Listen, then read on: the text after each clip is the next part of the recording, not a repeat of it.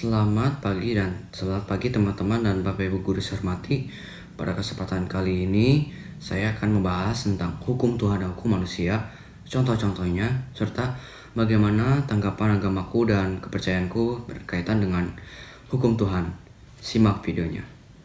Jadi di dalam kehidupan ini ada dua jenis hukum yang utama, hukum Tuhan dan hukum manusia. Kalau hukum manusia memang sudah dibentuk oleh manusia kita sendiri, seperti contohnya peraturan presiden, rumah, keluarga, dan sekolah. Sedangkan kalau hukum Tuhan itu dibentuk oleh Tuhan kita sendiri, atau bisa dibilang bersifat universal, tanpa memandang siapa yang harus mematuhinya. Pokoknya semua orang harus bisa mematuhinya, seperti itu. Jadi ada lebih jenis, ada contohnya, maksud saya lebih banyak ya jenisnya hukum Tuhan. Tetapi ada satu yang paling menonjol atau paling sebagian besar orang tahu, yaitu kasih. Jadi kasih itu apa sih sebenarnya? Jadi kasih itu adalah sikap kita menginginkan atau menolong orang lain yang membutuhkan bantuan atau kesusahan, sehingga kebahagiaan bisa dialami semua orang. Itu adalah kasih.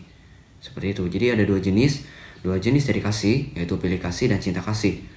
Kalau cinta kasih itu yang cenderung ke hal yang negatif. Jadi pilih kasih itu apa?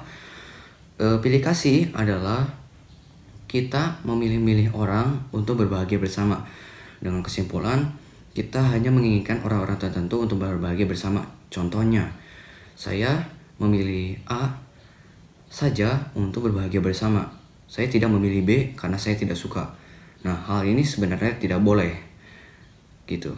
Sedangkan kalau yang satunya lagi, cinta kasih, itu tanpa memandang-mandang orang. Jadi semua orang itu harus mengalami apa itu kebahagiaan sejati, seperti itu. Jadi dengan kesimpulan, semua orang itu harus bahagia tanpa memandang ras, kulit, atau apapun itu, tanpa pengecualian, seperti itu. Nah, contohnya ya, apabila kita menyaksikan di TV, mungkin kita pernah lihat ada ajakan untuk menolong korban-korban bencana perang, bencana alam, atau apapun itu yang menimpa mereka sehingga kehidupan mereka pun runtuh, seperti itu. Nah, atau kita tidak perlu ambil pusing, kita tidak perlu sampai ke sana. Menolong teman yang membutuhkan bantuan itu sudah termasuk kasih, tapi dalam bentuk kecil. Mau besar atau kecil, kasih itu tetap berguna kok. Dan kasih itu sebenarnya tidak ada yang tidak berguna, seperti itu. Dan bagaimana tanggapan agama saya dan kepercayaan saya terhadap kasih. Jadi dalam agama saya, yaitu agama Buddha, kita belajar ajaran damai atau cinta kasih atau karuna. Jadi di sini dia belajar atau diajari untuk mengurangi dendam sebanyak-banyaknya, atau mengajak orang lain untuk mengurangi kekerasan ataupun peperangan. Atau kita bisa mengajak orang lain untuk menciptakan dunia yang lebih damai dan lebih baik, seperti itu.